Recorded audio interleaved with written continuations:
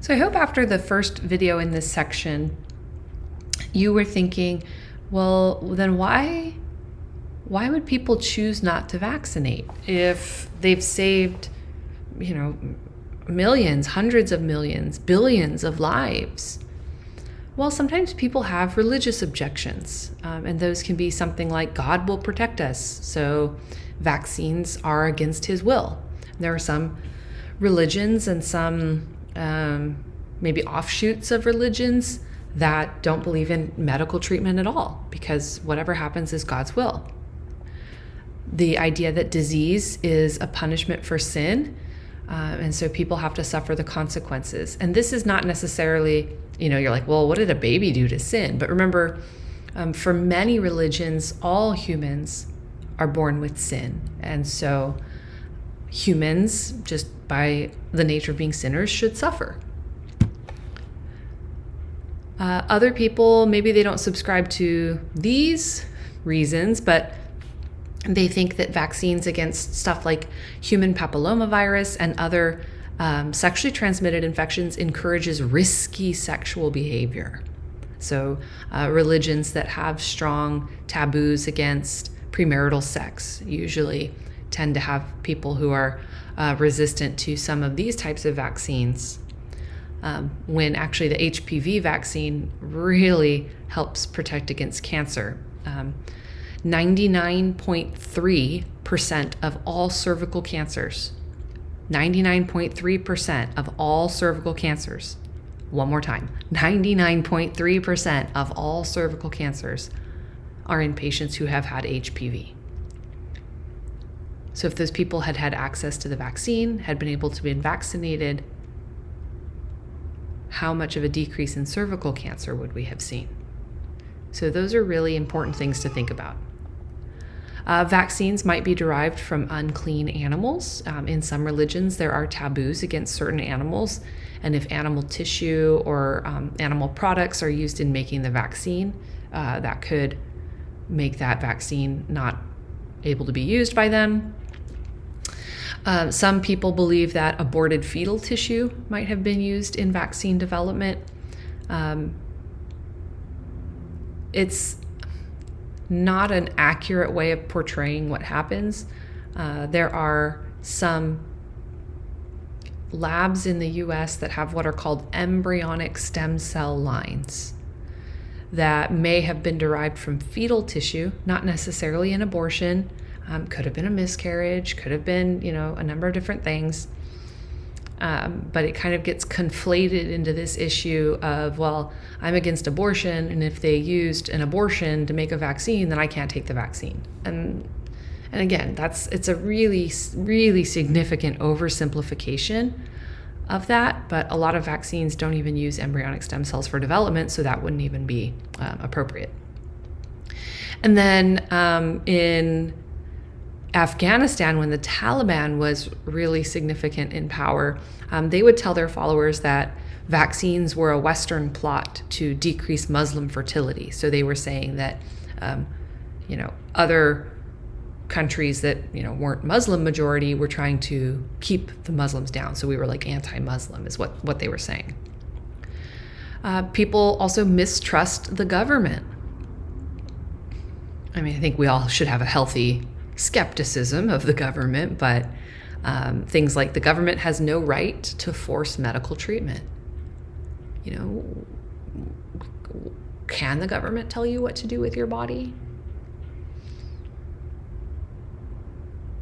It gets a lot of, it gets into the ethical issues. There's a lot of, sometimes there's even some cognitive dissonance with that. The government can tell you to do one thing with your body, but not another. So, what do you think?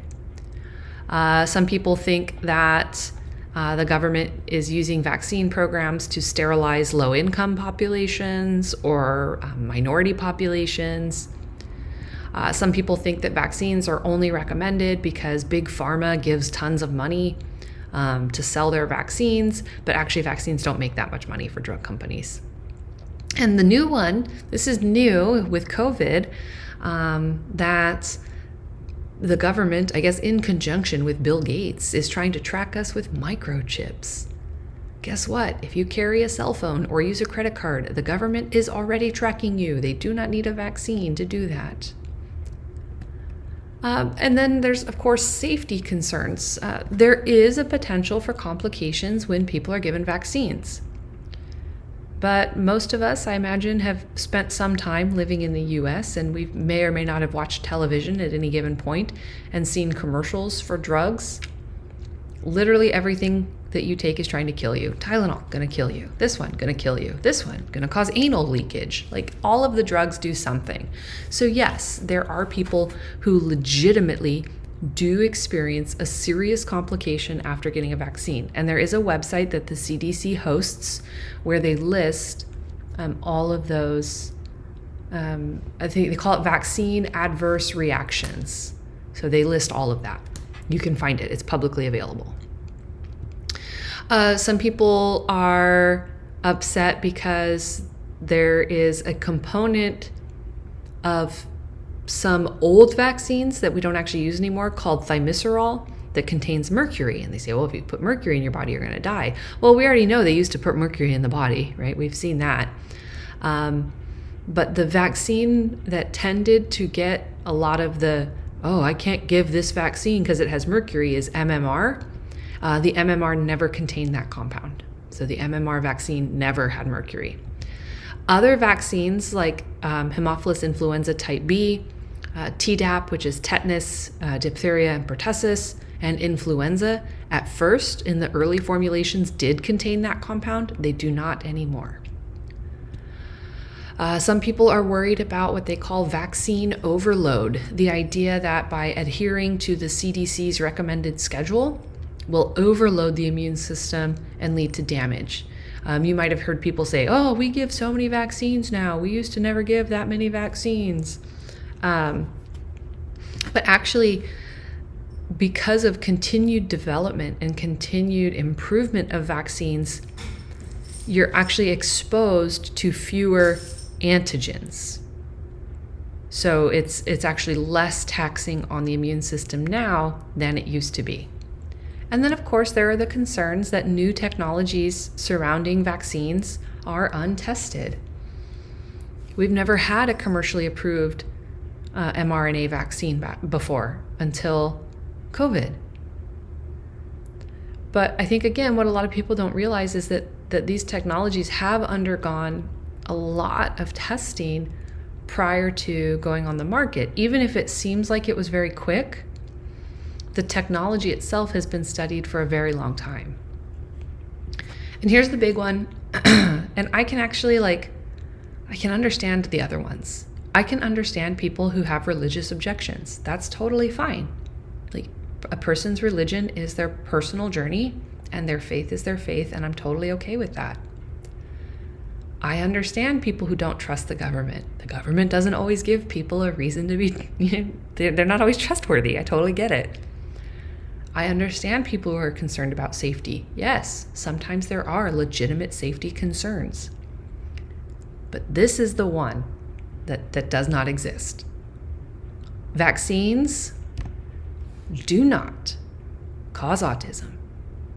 They don't. They don't.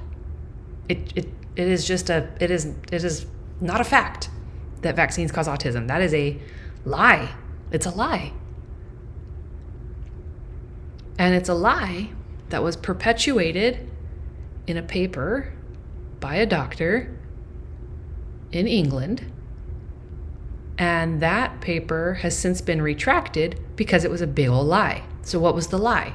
So the lie, the guy who wrote the paper was paid £55,000, which is, at the time, the pound was doing really well against the dollar, so it was like over $100,000, by a legal group who wanted to sue vaccine manufacturers.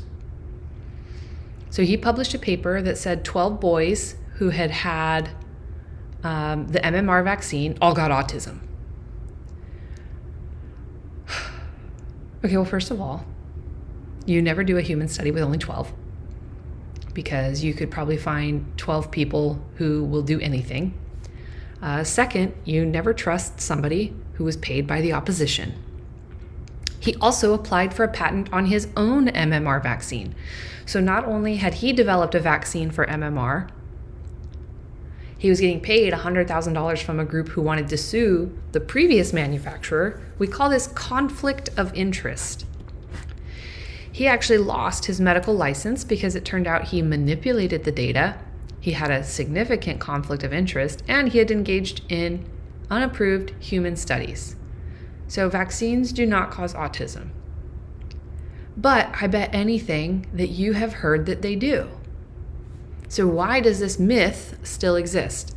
And we call it science by press conference, because people believe what they hear on TV or what they read on the internet. And you tend to find things that you believe in. You don't usually seek out the other side, right? If you believe vaccines cause autism, why would you look for research that says they don't? Especially if you're not a scientist. Scientists are, well, okay, I don't believe it, but I'll go look it up. But most people are not going to do that. Scientists are weird. We're just weird people. But people believe celebrities. And so here's our biggest celebrity opponent of vaccines, Jenny McCarthy. She was a lot more famous when I was younger. Now I think she's just famous because she's married to Donnie Wahlberg, but whatever. She believed that her son's autism was caused by the MMR vaccine. Turns out her son is actually not autistic. Okay, perfect. And now she says that she's not anti-vax. Except again, most of you are probably fortunately too young to remember what it was like in like 2007, 2008 to have Jenny McCarthy on TV 24/7 talking about how her son got autism from vaccines, and now her son doesn't even have autism.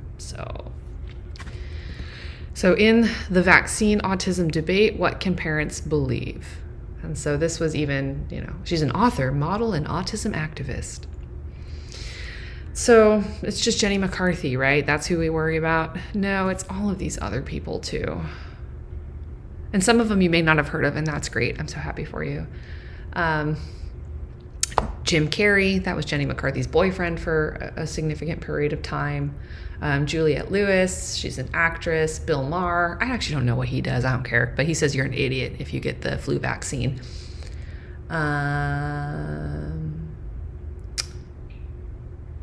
Kristen Cavallari, she was on a show called, what was that show called? I don't know. It was a reality show on MTV. But it was popular when I was in college, so it's kind of old now. But she was married to the Chicago Bears quarterback, Jay Cutler. Isai Morales, he's a actor.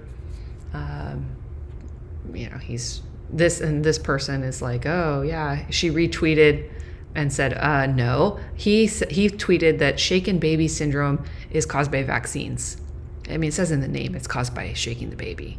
Danny Masterson, well, we all know what happened to him, that California is fascist because they want you to get vaccinated. Aaron Brockovich, the government, they can't tell me what to do. It's all, Donald Trump, Selma Blair, Christy Alley, Rob Schneider, Dr. Oz. I don't even think he's a real doctor, but that's fine.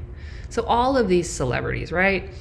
And then during the 2015, 2016 cycle, as people were running for president, a lot of the Republican debate did center around vaccines, especially because Donald Trump was very outspoken about vaccines. But then you had like Ben Carson, who is also apparently a doctor, but whatever, talking about things that are not true. Like he said pediatricians don't give vaccines as much anymore because there's too many in too short a period of time. That's absolutely not true. Pediatricians still do give vaccines. There are a multitude of vaccines that do not prevent deadly and crippling diseases. That is also not true. You could pull up the CDC schedule of vaccines and see that it's things like flu, which kills anywhere from 50 to 80,000 people in the U.S. a year, chickenpox, measles, mumps, rubella, diseases we've already talked about, diphtheria, pertussis, tetanus, right? So these are really dangerous diseases.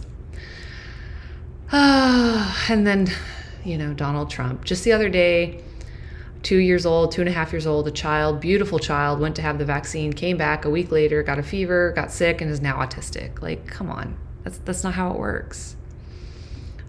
Chris Christie as well. So, but then, what do other people say? Well, the American Academy of Pediatrics said that claims that vaccines are linked to autism or are unsafe when administered according to the recommended schedule have been disproven by a robust body of medical literature. You could literally find a paper saying whatever you want to say. And so when people have an opinion like vaccines cause autism, they'll find one paper or two papers or one doctor who's a quack and say, well, see, this doctor says it. He's real smart. He's a doctor. And ignore that 99.999% of other doctors are like, no, this guy's nuts. So, you have to really evaluate your sources. And I don't want it at all to sound like I am disparaging Republicans, because I am not. Ted Cruz, a Texas senator, said, of course children should be vaccinated. Mark Rubio, his colleague from Florida, absolutely children should be vaccinated. There is no medical science or data whatsoever that links vaccinations to autism or anything of that nature. And then Bobby Jindal, who was Louisiana's governor at the time, it is irresponsible for leaders to undermine the public's confidence in vaccinations that have been tested and proven to protect public health. Science supports them, and they keep our children safe. So I'm not disparaging Republicans in any way, shape, or form. I don't want that to be the thought. Many, many people on both sides of the political spectrum believe in vaccines, and there's a handful of quacks on both sides too. And as you might expect, it has continued to this day with the COVID vaccine. I didn't include all that many because I didn't want to. It's driving me bananas. But, Rob Schneider, he's still here. Nicki Minaj, I mean, come on. Like, you can read the tweet yourself. It's fine. But then, of course, Papa George Clooney, he would be so disappointed. He says it's stupid. And it's stupid because every generation in our country for more than a lifetime has been asked to sacrifice something for the safety of their fellow man. Get shot, fight Nazis. All that anyone's being asked here is to get a shot in the arm and put on a mask. Grow up and get something done. And so what happens when people stop vaccinating is we start to see these diseases increase, and we'll have increasing outbreaks when we don't have a high enough level of vaccination. Here, what we see with pertussis is you can see the significant drop. We saw a peak when there was a big anti-vaccine sentiment.